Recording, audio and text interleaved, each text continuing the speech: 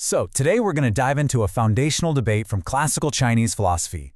It's a conversation that's about 2,500 years old, and it's all about one of the biggest questions out there. When it comes to being a good person, where do we actually find the instructions? I mean, really think about it. When you're up against a tough moral choice, what's your playbook? Do you fall back on what you were taught by your family, your community?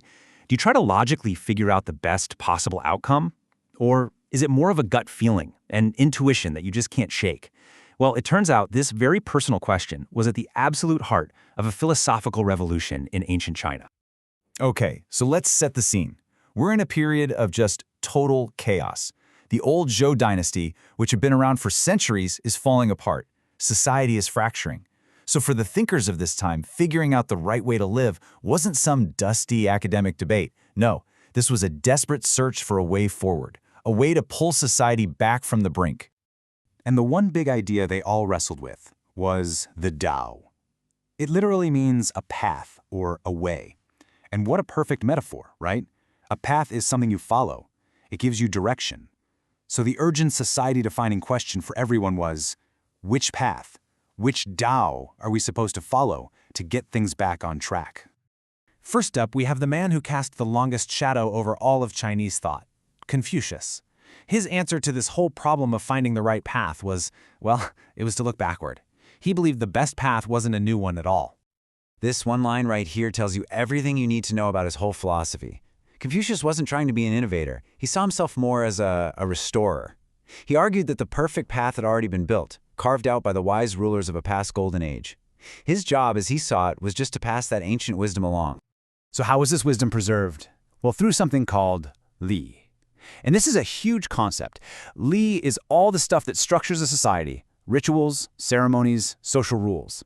Everything from how you conduct a funeral to the right way to talk to your parents. For Confucius, these weren't just, going through the motions. They were the very glue holding society together. And this brings us right back to that whole path idea. Picture a path through a forest. It gets worn in because countless people have walked that same route. It's safe, it's clear, it gets you where you need to go. For Confucius, the Li, all those traditions were exactly like that, a social path worn smooth over generations. You follow it because it works. But that, of course, raises a pretty big question. What happens when that well-trodden path is actually leading you astray? Because, not everyone was buying it. And that brings us to the first major challenger of the Confucian worldview, a philosopher named Mozi, who came to the table with a radically different, super practical critique. Mozi comes along and asks this just devastatingly simple question that cuts right through the whole argument for tradition. What if the tradition itself is actually harmful? Can we really say something is moral just because it's what we've always done? And to really hammer this point home, he uses this pretty shocking thought experiment. He says, hey, imagine a tribe where the custom, the tradition, is to eat the firstborn son. Now, according to their Li, this is the right and proper thing to do. So, does that make it moral? The answer's obvious, right? Of course not. Mozi's point is that tradition can't be its own justification. You need a higher standard.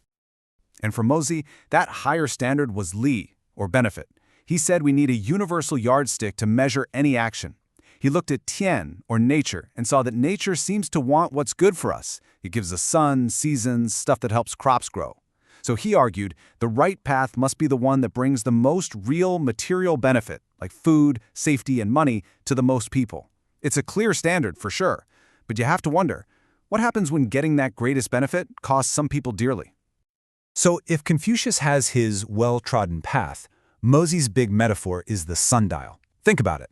A sundial is a tool. It's objective. It doesn't care who you are, what your family name is, or what you're feeling. Anybody can look at it and get a clear, reliable measurement. And that's exactly what Mozi wanted for morality, a practical standard that cuts through all the arguments and just gives you a clear answer. Okay, so you've got this standoff, right? Tradition on one side and this kind of cold, hard reason on the other. And into this debate walks our third philosopher, Mencius. Now, he's known as a follower of Confucius, but he didn't just rehash the old ideas. Instead, he points to a totally revolutionary new place to find the path. All right, let's just quickly break down this impasse. On one hand, you have Confucius saying, look to the external, human-made path of tradition, the Li. On the other hand, you have Mozi saying, look to the external, natural standard of benefit, the Li. And you see the common thread here? Both of them are looking outside of yourself for the answer. This is where Mencius makes his big move. He says, hey, you're both looking in the wrong direction. He turns the whole search inward. He argues that the ultimate source of moral guidance isn't in some old book, and it's not in a cost-benefit analysis. It's already inside every single one of us. He said the answer is in the sin, the heart-mind, and for him this wasn't just some poetic idea. He believed it was a real physical organ, just like your eyes and ears, that nature gave us, and its special job? To have these spontaneous moral feelings. It's basically our built-in moral compass. It's a beautiful idea, but it does rely on one big assumption. Can we always trust that inner voice? Or can our compass sometimes get messed up? And to show how this works, Mencius tells this amazing story about how burial rituals started, a direct shot at Mosey who thought they were wasteful. He says, okay, picture a time way back, before there were any rules. People would just leave their dead parents out in a ditch. But then they'd walk by and see the bodies being picked at by foxes and flies. And seeing that would trigger this horrible, unbearable feeling in their heart-mind. It wasn't a calculation. It was just a raw, natural human reaction. And that feeling, that internal compass, is what made them grab tools and cover the bodies.